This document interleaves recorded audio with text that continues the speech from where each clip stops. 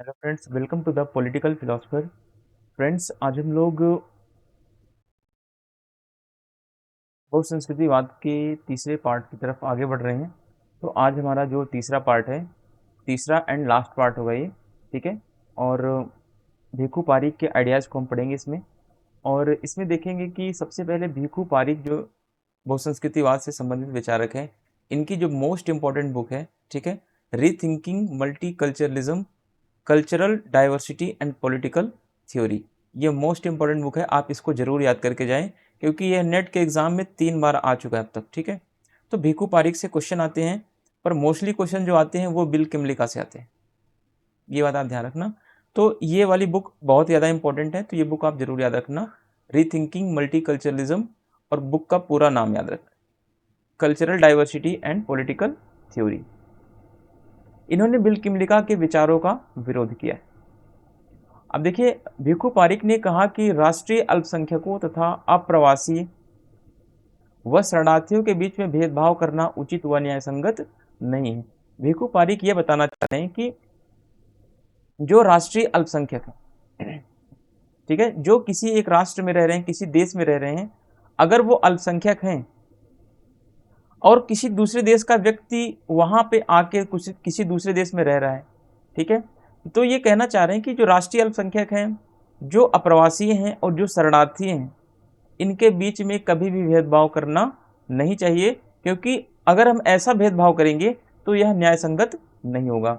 तो भिखू पारिक का बेसिकली कहना था कि चाहे वो अप्रवासी हों, चाहे वो शरणार्थी हों, चाहे वो किसी देश के अल्पसंख्यक हों, ठीक है, इनके बीच में हमें किसी तरीके का कोई भेदभाव नहीं करना चाहिए और हमें इनकी संस्कृतियों का ध्यान रखना चाहिए, इनकी संस्कृतियों के प्रति सम्मान रखना चाहिए।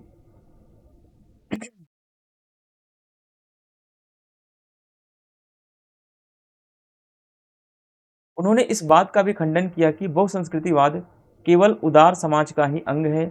इनका मानना था कि उदारवादियों के विचार स्वयं के बारे में श्रेष्ठता से ग्रसित हैं। ठीक है, ये कह रहे हैं कि उदारवाद, ये इस बात का पहली बात तो खंडन कर रहे हैं कि जो बहुसंस्कृतिवाद है, ठीक है, वह केवल उदारवाद का अंग नहीं है। तो पहली बात ये कह रहे हैं कि ये जो बहुसंस्कृतिवाद है केवल उदारवाद का ही अंग नहीं है, बल्कि बहुसंस्कृतिवाद जो है वो समुदायवाद का भी अंग है, समाजवाद का भी अंग है ना, हर तरीके के समाज का, हर तरीके की विचारधारा का ये अंग है, न केवल उदारवादी विचारधारा का अंग। इनका मानना था कि उदारवादियों के विचार जो हैं स्वयं के बारे में श्रेष्ठता से ग्रसित हैं। भिखू पारिक क्या बताना चाह रहे हैं कि जो बेसिकली उदारवादी विचारधारा है या उदारवाद को मानने वाले जो विचारक हैं, वो यह मानते हैं कि केवल उदारवादी विचारधारा जो है वही सर्वश्रेष्ठ है। तो इसी बात का भिखू पारिक जो है वो विरोध करते हैं। ठीक है, तो भिखू पारिक बेसिकली इनका मानना है कि उदारवाद केवल श्रेष्ठ नहीं है, बल्कि बहुत सारी ऐसी और विचारधाराएं होती हैं जो बहुसंस्कृतिवाद है ना, समाजवाद है, इन समुदायवाद है, ये सारी विचारधाराएं भी क्या है, अपने आप में श्रेष्ठ है।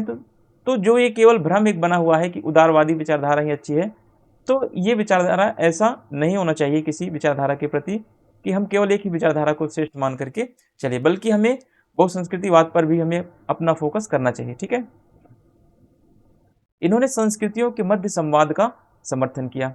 भिखू पारिक क्या बता रहे हैं कि चाहे समाज में कितनी भी टाइप्स की संस्कृतियां हों, ठीक है, हर समाज में अलग अलग संस्कृतियां होती हैं, तो इन संस्कृतियों के मध्य हमेशा क्या होना चाहिए, संवाद होना चाहिए।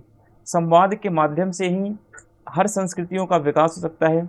अगर किसी भी संस्कृति के बीच में या किसी भी राष्ट्र के बीच में अलग अलग जो संस्कृतियां रहती हैं, अगर उनके मध्य संवाद नहीं होगा तो वो राष्ट्र कहीं ना कहीं क्या होगा, टूट जाएगा और उस राष्ट्र में निजातीयता का भाव, ठीक है, निजातीयता, संप्रदायवाद और इस तरीके से जो विचारधाराएं फैलेंगी जो राष्ट्र की एकता और अखंडता के लिए हानिकारक सिद्ध होंगी।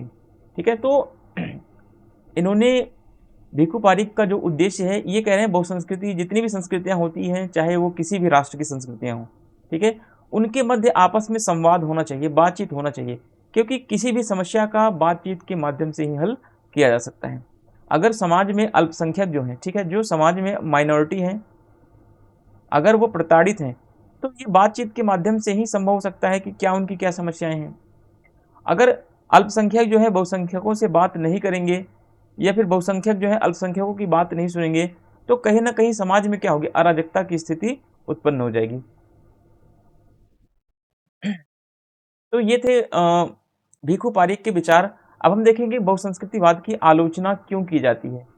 ठीक है, आज हम कुछ क्वेश्चन भी करेंगे, 3 से 4 क्वेश्चन हम यहाँ पे प्रैक्टिस भी करेंगे, जिससे आपको एक मोटा मोटा आइडिया लग जाएगा कि क्वेश्चन नेट में किस तरीके से पूछा जाता है। ठीक है। अब सबसे पहले आपको ये समझना है कि अमर्त्य सेन एक विचारक हैं। ठीक है,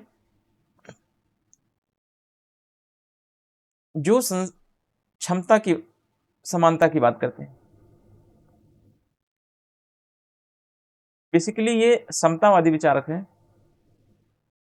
इगैलिटेरियन थिंकर है। ठीक है, अमर्त्य सेन जो है वो समतावादी विचारक हैं और ये व्यक्ति की क्षमताओं के विकास की बात करते हैं। अब ये कहते हैं अमर्त्य सेन, अगर व्यक्ति की क्षमताओं का विकास कर दिया जाए तो समानता लाने के लिए सरकार को कोई अतिरिक्त प्रयास नहीं करना पड़ेगा। ठीक है, तो अमर्त्य सेन के अनुसार बहुसंस्कृतिवाद समूह पहचान व समूह अधिकारों पर बल देता है। ठीक है, तो इसकी आलोचना इसलिए कर रहे हैं, ये अमर्त्य सेन कह रहे हैं कि बहुसंस्कृतिवाद जो है वो समूह पर ही बल देता है, यह व्यक्तिगत अधिकारों पर बल उतना नहीं देता जितना कि यह समूहों पर बल देता है।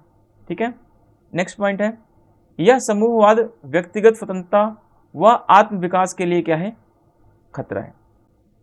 क्या खतरा है, तो बहुसंस्कृतिवाद जो है वो खतरा है, ऐसा अमर्त्य सेन कह रहे हैं कि बहुसंस्कृतिवाद जो है किसके लिए खतरा है, समूहवाद के लिए खतरा है, व्यक्तिगत स्वतंत्रता के लिए खतरा है और व्यक्ति के आत्म विकास के लिए ये चीजें बहुसंस्कृतिवाद खतरा बना हुआ है। अब देखिए, बहुसंस्कृतिवाद अलगाव, आपसी अविश्वास, सांप्रदायिक हिंसा को बढ़ावा देता है, ऐसा मानना है अमर्त्य सेन का। इसके पीछे अमर्त्य सेन कहना ये चाहते हैं, बेसिकली अमर्त्य सेन जो है उदार समतावादी विचारक हैं। ठीक है, लिबरल इगैलिटेरियन थिंकर हैं। तो जितने भी उदार समतावादी विचारक होंगे वो कभी भी जो है समुदाय के ऊपर बल नहीं देंगे, पहली बात तो ध्यान रखना आप। ठीक है, उदारवादी विचारक कभी भी समुदाय के महत्व को आगे नहीं बढ़ाते, बल्कि व्यक्ति के व्यक्तिगत पहचान, व्यक्ति की व्यक्तिगत स्वतंत्रता, व्यक्ति के व्यक्तिगत आत्मविश्वास को आगे बढ़ाने की बात करते हैं। तो वही बात जो है अमर्त्य सेन भी कह रहे हैं कि बहुसंस्कृतिवाद जो है वो अलगाव को आगे बढ़ा रहा है। अलगाव कैसा, कि समूह अलग अलग बन जाएंगे हर समाज में। ठीक है, ये मुस्लिमों का समूह, ये हिंदुओं का समूह, ये सिखों का समूह, ये अलग अलग जो बहुसंस्कृतिवाद है ये अलग अलग समूहों को बांटने में कार्य करता है। अलग अलग समूह जो है ये देश को विभाजित करने का काम करता है। तो इस तरीके से बहुसंस्कृतिवाद की आलोचना जो है अमर्त्य सेन करते हैं यहाँ पे। ठीक है, अब आगे देखते हैं हम।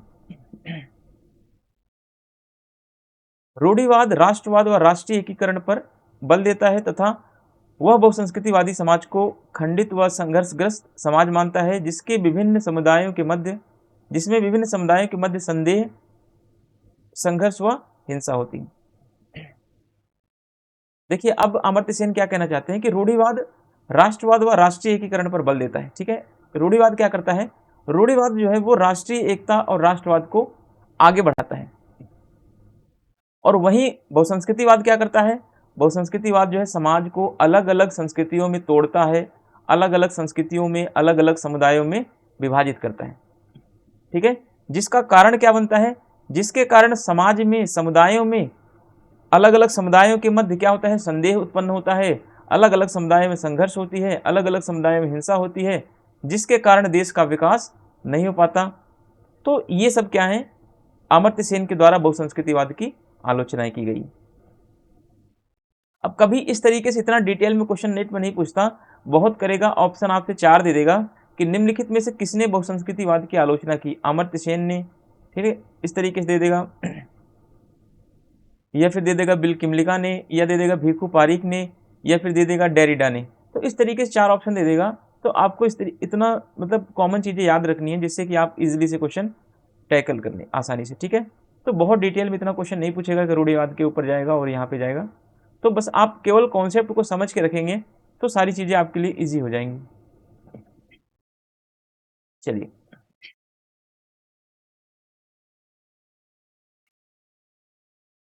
अब देखिए, बहुसंस्कृतिवाद की नारीवादियों के द्वारा भी आलोचना की जा रही है।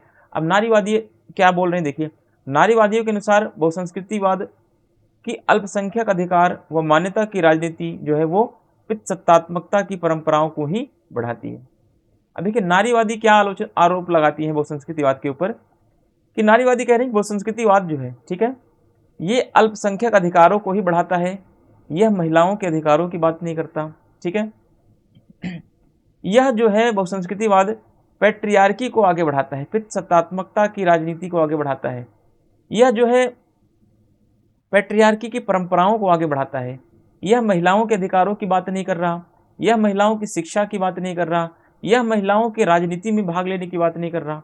केवल और केवल क्या करता है बहुसंस्कृतिवाद, राजनीतिक जो मान्यता की राजनीति है उसको आगे बढ़ाता है, और पितृसत्तात्मक समाज की जो सोच है, जो पितृसत्तात्मक समाज की जो परंपरा है उसको आगे बढ़ाने का काम करता है। ऐसा नारीवादियों ने बहुसंस्कृतिवाद की आलोचना की।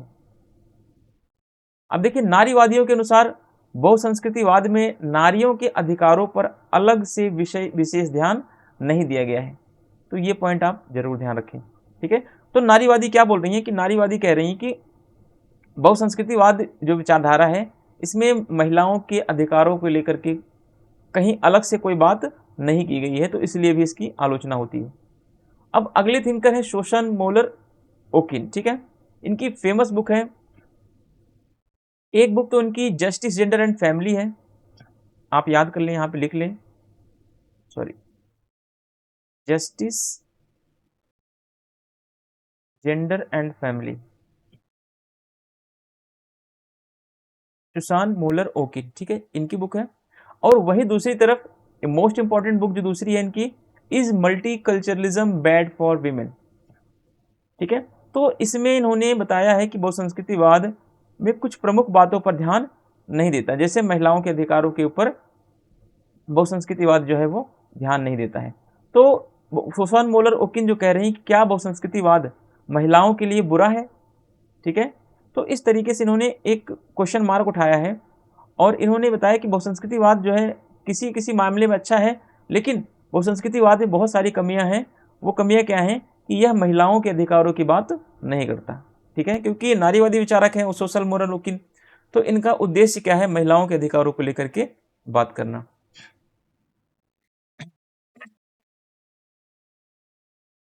ठीक है, अब देखिए कौन कौन सी बातों पर ध्यान नहीं देता बहुसंस्कृतिवाद। सांस्कृतिक समूहों को अखंड समूह माना गया, यह स्वीकार नहीं किया गया कि इन अल्पसंख्यक सांस्कृतिक समूहों के अंतर्गत जेंडर संबंध क्या है, असमान, ठीक है। यानी कि बहुसंस्कृतिवाद एक चीज मान के चलता है, क्या मानता है कि जो सांस्कृतिक समूह होते हैं वो अखंड है, वो टूटे हुए नहीं है, वो अखंड का मतलब उसमें महिला पुरुष दोनों को समान महत्व दिया गया है, ठीक है। लेकिन यह स्वीकार नहीं किया गया है कि अल्पसंख्यक सांस्कृतिक समूहों के अंतर्गत जो होता है महिलाओं के अधिकार, जेंडर असमानता, इन सब पर किसी भी प्रकार का कोई चर्चा नहीं किया गया है। इस बात को लेकर के सुशल मोरल ओकिन जो है अपना मत या अपना विचार प्रकट करती हैं, इसलिए इसकी आलोचना भी ये करती हैं, ठीक है। सुशल मोरल ओकिन कह रहे हैं कि अल्पसंख्यक जो सांस्कृतिक समूह है इसमें न तो जेंडर की बात हुई है, न तो महिलाओं के असमानता की बात हुई है, कि जेंडर के कारण महिलाओं को किस तरीके से प्रताड़ित किया जाता है, समाज में महिलाओं के साथ असमानता का व्यवहार क्यों किया जाता है। तो इन सब चीज़ों पर जो है बहुसंस्कृतिवाद ने कभी भी चर्चा नहीं की है। दूसरा पॉइंट देखिए, समूह के अधिकारों की वकालत करने वालों ने निजी क्षेत्र पर ध्यान नहीं दिया। निजी क्षेत्र का मतलब है घरेलू क्षेत्र, ठीक है, जो महिलाओं के लिए बना हुआ है। ऐसा कौन बोलता है, पितृसत्तात्मक समाज कहता है कि जो निजी क्षेत्र होता है वो महिलाओं के लिए होता है, और जो सार्वजनिक क्षेत्र होता है, जो पब्लिक प्लेस होता है, वो पुरुषों के लिए होता है। तो ये क्या है, ये पैट्रियार्की की सोच है, ये पुरुष पितृसत्तात्मक समाज की सोच है। तो इसीलिए जो है नारीवादियों ने बहुसंस्कृतिवाद का विरोध किया है, कि इन्होंने ये बताया कि जो बहुसंस्कृतिवाद है वो निजी क्षेत्र के ऊपर किसी भी प्रकार की कोई चर्चा नहीं करता है, ठीक है। यह केवल बहुसंस्कृतिवाद सार्वजनिक क्षेत्र और अल्पसंख्यक अधिकारों के ऊपर ही बल देता है, महिलाओं के ऊपर, जेंडर इनइक्वलिटी के ऊपर, और सोसाइटी में जो महिलाओं को लेकर असमानता है, इन सब के ऊपर जो है बहुसंस्कृतिवाद कोई चर्चा नहीं करता है। इसीलिए नारीवादियों ने क्या किया है, बहुसंस्कृतिवाद की आलोचना की है। तो क्वेश्चन बन के आएगा स्टेटमेंट में या फिर कैसे भी बन के आए कि नारीवादियों ने बहुसंस्कृतिवाद की आलोचना की है, तो आपको अचंभित नहीं होना, ठीक है, आपको बिल्कुल आश्चर्यचकित नहीं होना है कि ये बात कैसे नारीवादियों ने बोल दिया, ठीक है। तो ये बात बिल्कुल सत्य है, क्योंकि बहुसंस्कृतिवाद ने नारीवादी अधिकारों की बात नहीं की या महिलाओं के अधिकारों की वकालत नहीं की। तो इतना कॉमन सा चीज आप याद रखें। जो ज़्यादा इंपॉर्टेंट क्या है आपके लिए, ये वाली बुक है, ठीक है, is multiculturalism bad for women, क्या बहुसंस्कृतिवाद महिलाओं के लिए बुरा है। दूसरी बुक आपको याद रखना है justice, gender and family, Susan Moller Okin की बुक है।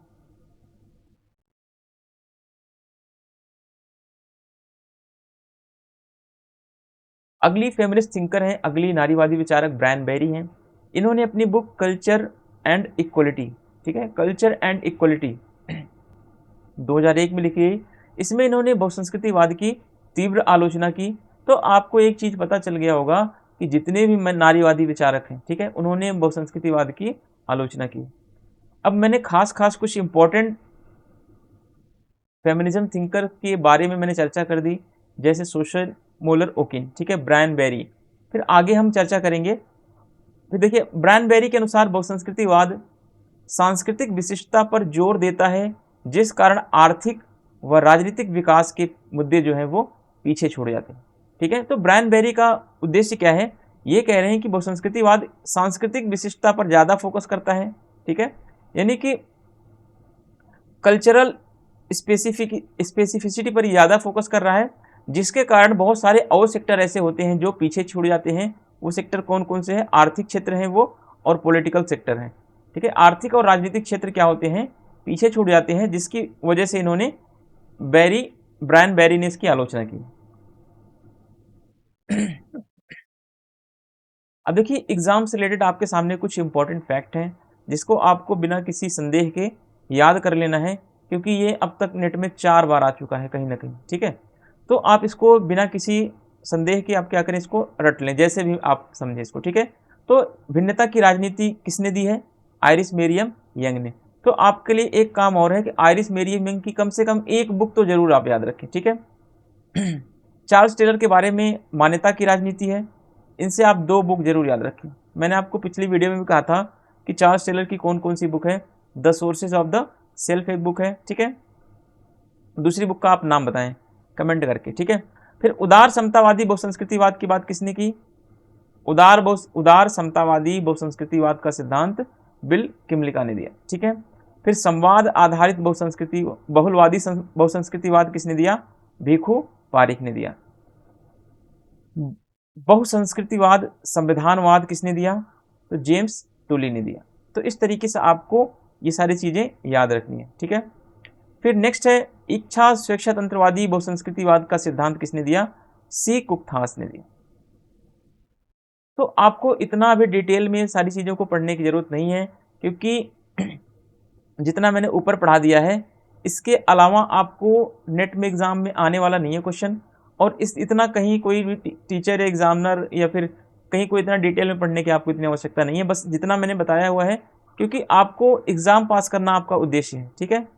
आप अभी जो है पीएचडी नहीं कर रहे हैं इस टॉपिक पे, तो जब पीएचडी करेंगे तो आप बहुसंस्कृतिवाद के ऊपर अलग अलग इसके बहुत सारे कॉन्सेप्ट होते हैं, एक एक माइनॉरिटी के ऊपर एक एक जो माइनर फैक्चुअल होते हैं उसके ऊपर आपको वहाँ पे रिसर्च करनी पड़ती है। तो आपको इतना वहाँ पे नेट के लिए आपको इतना दिमाग नहीं लगाना अपना, बस जितना मैंने बताया हुआ है ये सारी चीज़ें आप याद रख लें। मान्यता की राजनीति चार्ल्स टेलर, उदार समतावादी बहुसंस्कृतिवाद बिल किमलिका, और संवाद आधारित बहुसंस्कृतिवाद जो है भिखु पारिक, बहुसंस्कृतिवाद संविधानवाद जेम्स टूली, इच्छा स्वेच्छा तंत्रवादी बहुसंस्कृतिवाद का सिद्धांत जो है वो सी कुकथास ने दिया है। तो इतना चीज़ आपको जरूर याद होना चाहिए। अगर आप इतना याद कर लेते हैं तो आपके जो बहुसंस्कृतिवाद से क्वेश्चन आने के चांसेस होंगे, तो वहाँ से आप जरूर उम्मीद करता हूँ कि आप क्वेश्चन को सही कर ले जाएंगे। चलिए, अब तक जो हमने पढ़ा हुआ है ऊपर, उसी में से मैंने कुछ क्वेश्चन और जो कुछ PYQ से क्वेश्चन आए हुए हैं, ठीक है, PY से क्वेश्चन जो आए हुए हैं उसको मैंने 1-2 क्वेश्चन यहाँ पे इनपुट किया है। हालांकि मेरा उद्देश्य अभी PYQ नहीं करवाना, ठीक है, क्योंकि मैं प्रीवियस ईयर क्वेश्चन पेपर आपको करवाऊंगा, लेकिन अभी मैं सोच रहा हूँ कि 2 से 4 क्वेश्चन आपको साथ के साथ करवाने से क्या फ़ायदा होगा कि आपका जो ऊपर हमने जो अभी पढ़ा हुआ है उसके विषय में आपका बेसिक कॉन्सेप्ट क्या होगा, क्लियर होता चलेगा। तो इसलिए मैं अभी यहाँ पे आपको थोड़ा सा समझाने का प्रयास कर रहा हूँ कि क्वेश्चन को कैसे टैकल करते हैं, कैसे चीज़ों को हम समझने की कोशिश करते हैं। अब देखना हमें क्या, सबसे पहले कभी भी क्वेश्चन में जल्दबाजी ना करें, क्वेश्चन क्या पूछा गया है उसको पढ़ें। ठीक है, बच्चे क्या करते हैं, कभी सत्य असत्य के बारे में वो ध्यान से उतना नहीं पढ़ते, बस क्वेश्चन को सही और गलत करने में लग जाते हैं। तो आपसे पहले जो क्वेश्चन पूछा जाए उसके बारे में ही आपको जवाब देना होता है। चलिए, ठीक है। तो इसमें पूछा गया है कौन सी बात गलत है, ठीक है, असत्य बात या फिर कौन सा रॉन्ग है। पहला स्टेटमेंट है बहुसंस्कृतिवाद समुदायवाद और उत्तर आधुनिकतावाद से जुड़ा हुआ है। क्या ये स्टेटमेंट सही है? तो ये स्टेटमेंट बिल्कुल सही है, क्योंकि मैंने ऊपर पढ़ा दिया है अभी आपको कि बहुसंस्कृतिवाद का संबंध समुदायवाद से है और उत्तर आधुनिकतावाद विचारों से ये जुड़ा हुआ है। फिर बी वाला ऑप्शन देखते हैं, बहुसंस्कृतिवाद में पहचान, रीति रिवाज, मान्यताओं, भाषाओं व साहित्य को महत्व दिया जाता है। बिल्कुल सही है, क्योंकि बहुसंस्कृतिवाद क्या है, जब हमने पहला वाला वीडियो पार्ट देखा था उसको आप देखें तो आपको वहाँ पे देखने को मिलेगा। ठीक है, अब आप तीसरा वाला ऑप्शन देखें, बहुसंस्कृतिवाद का आधार विविधता में एकता है। तो ये वाला स्टेटमेंट बिल्कुल गलत होगा, क्योंकि बहुसंस्कृतिवाद का आधार मैंने आपको बताया था विविधता में एकता नहीं बल्कि एकता में विविधता है। इसीलिए मैंने उस पॉइंट्स को रेड कलर से लिख दिया था हाईलाइट करके। मैं आपको 2-3 बार वो पॉइंट बताया कि ये बात आप जरूर ध्यान रखना कि एकता में विविधता है, न कि विविधता में एकता। ठीक है, अब देखिए चौथा पॉइंट, बहुसंस्कृतिवाद पहचान व स्वायत्तता का समर्थन करता है। बिल्कुल करता है, क्योंकि बहुसंस्कृतिवाद अलग अलग संप्रदायों की, अलग अलग समुदायों की, एक राष्ट्र में जितने भी संस्कृतियां रहती हैं, जितने भी समुदाय रहते हैं, चाहे वो अल्पसंख्यक हो चाहे बहुसंख्यक हो, सबके स्वायत्त पहचान की वकालत ये करेगा। ठीक है, तो उम्मीद करता हूं कि आपको चीजें समझ में आ रही होंगी। अगर आपको मैं एक बार क्वेश्चन दिखाने का प्रयास करूं कि बहुसंस्कृतिवाद विविधता में एकता का समर्थन करता है या एकता में विविधता, तो आपको शायद अच्छे से इसका, ये देखिए, ठीक है, मैंने आपको क्या बताया था अभी क्वेश्चन में, यही यही वाला पॉइंट था कि बहुसंस्कृतिवाद की विशेषता क्या है। इसकी विशेषता है कि एकता के अंदर विविधता है, ठीक है, ना कि विविधता में एकता। मैंने यही क्वेश्चन दिया था आपको। तो ये सारी चीज़ें आप जरूर, मैं इसीलिए आपको बार बार ये बताता हूँ कि आप इन चीज़ों को हाईलाइट करता हूँ कि आप इन चीज़ों को नोट डाउन कर ले, स्टार बना देता हूँ, क्योंकि वहाँ से क्वेश्चन आते रहते हैं या फिर वहाँ से क्वेश्चन आए हुए हैं या फिर आने की पॉसिबिलिटीज़ हैं। ठीक है, इस बार को लेकर के मैंने 12 बार नेट क्लियर कर चुका हूँ मैं। ठीक है, तो ये बताने की बार बार आपको आवश्यकता नहीं पड़नी चाहिए कि कहीं ना कहीं मेरा अनुभव जो है वो आपके काम आने वाला है। चलिए अब देखते हैं मैट्रिक्स मॉडल के बारे में। अब आपको क्या देखना है यहाँ पे, फिर देखना है आपको गलत कथन कौन सा है, ठीक है, फॉल्स स्टेटमेंट कौन सा है। पहला स्टेटमेंट है मैट्रिक्स। जब मैंने आपको मैट्रिक्स मॉडल पढ़ाया था तो वहां पे मैंने आपको बहुत सारी चीजें बताई थी। अगर आपको कॉन्सेप्ट, इसीलिए मैं कहता हूँ कॉन्सेप्ट जरूर याद रखो। ठीक है, मैट्रिक्स वे लोग थे, अब मैट्रिक्स के बारे में देखिए, मैट्रिक्स यह अपने मूल देश में लौटना चाहते हैं, तो गलत है। ठीक है, मैट्रिक्स कभी भी अपने मूल देश में लौटना नहीं चाहते थे। मैट्रिक्स शब्द का प्रयोग किसने किया था, तो माइकल वॉल्जर ने किया है, ये बात बिल्कुल सही है। मैट्रिक्स शब्द जो है यह प्राचीन यूनान में नागरिकता से बहिष्कृत लोग थे मैट्रिक्स। ठीक है, यह स्थायी नागरिकता चाहते हैं। ठीक है, ये बात भी सही है। ठीक है, तो ये मैट्रिक्स के बारे में मैंने बहुत सारा चीज़ आपको ऊपर पढ़ा रखा हूँ, ऊपर समझा दिया था। आप प्लीज़ वो वीडियो, सेकंड पार्ट वाला वीडियो जाके जरूर देखें। अब जो हमारा नेक्स्ट क्वेश्चन है उसके बारे में हम देखते हैं।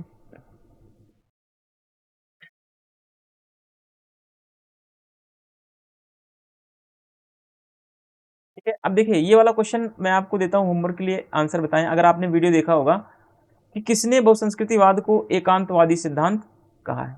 ठीक है, बहुसंस्कृतिवाद को एकांतवादी सिद्धांत किसने कहा है, तो ये मैं आपके लिए स्टार बना देता हूँ। आप इसका कमेंट में जरूर आंसर बताएं। ठीक है, कमेंट में इसका आंसर जरूर बताएं, तभी मुझे लगेगा कि आप पढ़ते हैं। और सच में मेरा वीडियो बनाने का कोई मन नहीं है, लोग देखते भी नहीं है और आप लोग कमेंट भी नहीं करते। 2-4 लोग कमेंट करते हैं और व्यूज भी कितने आते हैं, मुश्किल से 50 या 70। ठीक है, तो मैं सोचता हूँ कि कहीं ना कहीं मेरा भी टाइम वेस्ट है और आप लोगों का भी टाइम वेस्ट है। तो प्लीज़ अगर आप लोगों को देखना हो तो तभी मैं वीडियो आगे बना पाऊँगा, अदरवाइज़ मैं ऐसे फिर 10 दिन में एक वीडियो डालूँगा, फिर आपके लिए भी कोई फ़ायदा नहीं है और मेरे लिए भी कोई फ़ायदे की चीज़ वो नहीं होगी। तो मैं आपको एक होमवर्क देता हूँ, तो आप ये वाला ज़रूर आंसर बताएँ कमेंट में करके कि इसका सही आंसर क्या होगा, ठीक है? चलिए नेक्स्ट क्वेश्चन है आपके लिए, आइज़िया बर्लिन किसके समर्थक है? उदार बहुसंस्कृतिवादी या मेल्टिंग पॉट के या एकल बहुसंस्कृतिवाद के या फिर उपरोक्त सभी के, ठीक है? तो चलिए दूसरा क्वेश्चन भी मैं आपको कमेंट के लिए देता हूँ कि आप दूसरा क्वेश्चन भी आंसर करके बताएंगे और ये आपका होमवर्क होगा, ठीक है? 2 क्वेश्चन आप कमेंट में ज़रूर बताएं कि इन दोनों का आंसर क्या होगा। फिर मैं आपको नेक्स्ट वीडियो में फिर मैं इस क्वेश्चन का मैं आंसर आपको पिन कर दूंगा अगर आप नहीं बता पाएंगे, ठीक है? बाकी ये वाला टॉपिक हमारा कंप्लीट होता है और हम अब जो हमारा अगला टॉपिक होगा वो होगा उत्तर आधुनिकतावाद को लेकर के, ठीक है? तो उत्तर आधुनिकतावाद को हम जब पढ़ेंगे तो वहाँ पे बहुत सारी चीज़ों को चर्चा करेंगे, बहुत सारी चीज इतनी मतलब कुछ ऐसी चीज़ें होंगी जिनको हमारे लिए बहुत ज़्यादा इम्पोर्टेंट है, जैसे कि हमने बहुसंस्कृतिवाद में कुछ इंपॉर्टेंट टॉपिक्स को देखा था, इंपॉर्टेंट पॉइंट्स को मैंने मेंशन किया था। ठीक उसी तरीके से हम वहाँ पे कुछ क्राइटेरिया को बना के पढ़ेंगे, ठीक है? और मैं आपको कुछ पाई चार्ट के थ्रू कुछ बहुसंस्कृतिवाद की सॉरी जो उत्तर आधुनिकतावाद की जो मान्यताएं होंगी, जो उसके विचार होंगे, उन सब के ऊपर हम वहाँ पे डिटेलिंग में चर्चा करेंगे, ठीक है?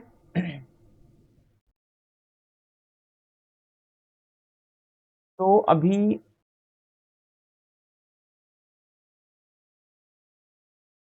ठीक है, ये आपको क्वेश्चन ये मिल गया होगा, जो क्वेश्चन में ये आंसर था मेटिक्स के बारे में मैं आपको दिखाना चाहता था। मेटिक्स वे अपने मूल देश लौटना चाहते थे, उसमें ये क्वेश्चन दिया था।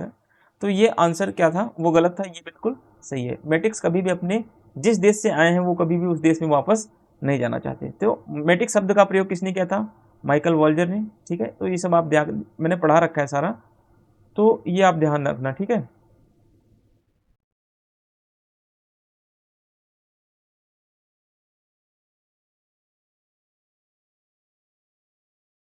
और